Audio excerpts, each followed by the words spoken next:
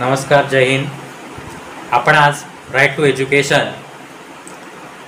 शिक्षण हक्क 2009 या कायद्याअंतर्गत केंद्र सरकार आणि राज्य सरकारांनी 25% खाजगी शाळांमध्ये, इंग्रजी शाळांमध्ये वंचित घटकांना, SC, ST आणि आर्थिक मागास घटकांच्या गरीब मुलांसाठी 25% कोटा राखीव ठेवण्यात आलेला होता.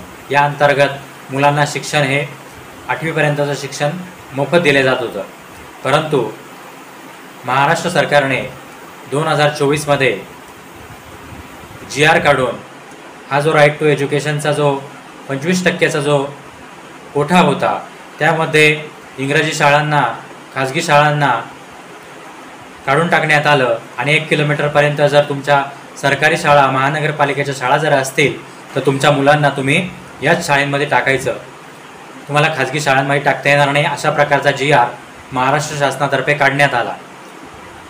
आणि यामुळे खाजगी शाळांमध्ये प्रवेश प्रक्रिया सुरू झाली आणि ह्या वंचित घटकांना जो SC, ST आर्थिक मागास जे मुलं होते या मुलांना जो खाजगी शाळांमध्ये, इंग्रजी शाळांमध्ये जो मोफत प्रवेश मिळत होता तो बंद करण्यात आला. परंतु पॅरेंट्स सोसायटीतर्फे मुंबई हायकोर्टामध्ये एक याचिका दाखल करण्यात आली आणि या याचिकेमध्ये Upadhyay bench, chief justice Upadhyay doctor Arifs यांच्या बेंचने 6 मे 2024 रोजी हा जो महाराष्ट्र शासनाचा जो GR होता तो जो GR हा याच्यावरती स्टे देण्यात आला आणि पुढील प्रवेश प्रक्रिया ही मुंबई हायकोर्टाच्या आदेशानुसार प्रवेश प्रक्रिया सुरू करण्यात आली. आर्टिकल 14 आणि आर्टिकल 21 भारतीय संविधानाच्या नुसार हा जो GR महाराष्ट्र शासनाने काढला होता तो GR संविधानिक नसून त्यामुळे मुंबई हायकोर्टाने तो त्याच्यावरती स्टे दिला आणि त्यामुळे असे डायरेक्शन शिक्षण मंडळाला देण्यात आले, मंत्रालयाला देण्यात आले की जी मागच्याप्रमाणेच 25% आरक्षण आर्थिक मागास आणि वंचित घटकांना देण्यात येत होतो, जो 25% कोटा होतो तो यापुढेही सुरू ठेवण्यात यावा आणि 15 जूनपर्यंत या मुलांना 25% जो कोटा आहे त्यातून प्रवेश देण्यात यावा, अशा प्रकारचा आदेश मुंबई हायकोर्टाकडून शिक्षण मंत्रालय आणि उपसंचालक शिक्षण खाते यांना देण्यात आलेला आहे. परंतु याप्रमाणे अजूनपर्यंत उपसंचालक यांच्याकडून कुठल्याही प्रकारची प्रवेश प्रक्रिया अजूनही सुरू झालेली नाही.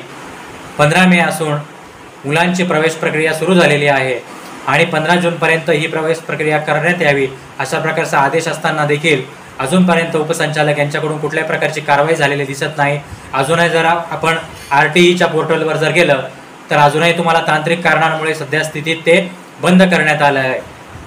अशा वेळेला या वंचित घटकांतील SC, ST आणि आर्थिक मागास जे गरीब घरातील मुलं आहे यांनी सर्व हा गोंधळ चालू असताना यांची जी प्रवेश प्रक्रिया रखडण्यात आलेली आहे तर ती प्रवेश प्रक्रिया कधी सुरू होणार आणि कधी या मुलांना ॲडमिशन मिळणार, अशा प्रकारची शासनता या सर्व वंचित घटकातील, आर्थिक मागास घटकातील मुलांमध्ये आहे.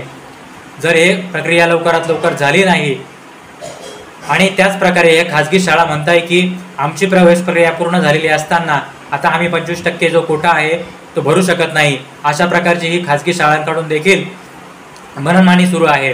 तर याकडे उपसंचालक काय प्रकारची भूमिका घेतात, काय कारवाई करतात आणि 25%मध्ये या आर्थिक दुर्बल घटक आहेत आणि SC, ST जे वंचित घटक आहेत यांना प्रवेश प्रक्रिया सुरू होऊन 15 जूनपर्यंत या मुलांना या 25% कोट्यातून प्रवेश मिळेल का, अशा प्रकारची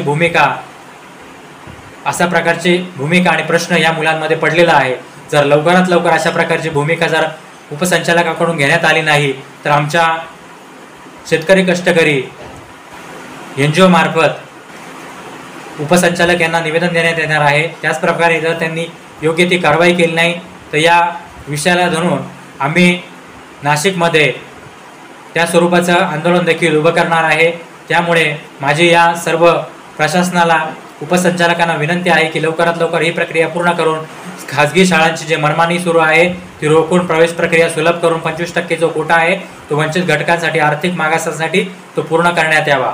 अशा प्रकारची भूमिका जर उपसंचालकांनी घेतली नाही तर योग्य ते लोकशाही मार्गाने, संविधानिक मार्गाने आम्ही आंदोलन करू, अशा प्रकारचीच भूमिका जर लवकरात लवकर शासनाने घ्यावी अशी विनंती करतो. धन्यवाद.